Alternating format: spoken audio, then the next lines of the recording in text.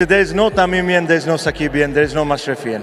There is only one supporter, that is Bangladesh. Okay. Champions trophy Shakib খেললে আমিও খেলবো।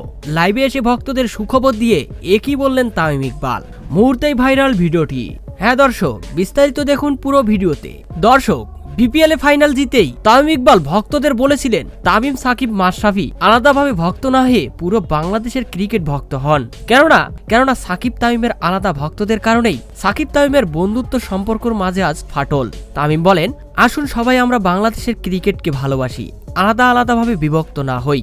এদিকে দরজায় কড়া নাড়ছে চ্যাম্পিয়ন্স ট্রফি 2025-এর। ইতোমধ্যেই অন্যান্য দলগুলো শক্তিশালীভাবে একাদশ সাজিয়েছে, তাই বাংলাদেশের উচিত হবে সাকিব তামিমকে দলে ফিরিয়ে বাংলাদেশের একাদশটাও শক্তিশালী করা।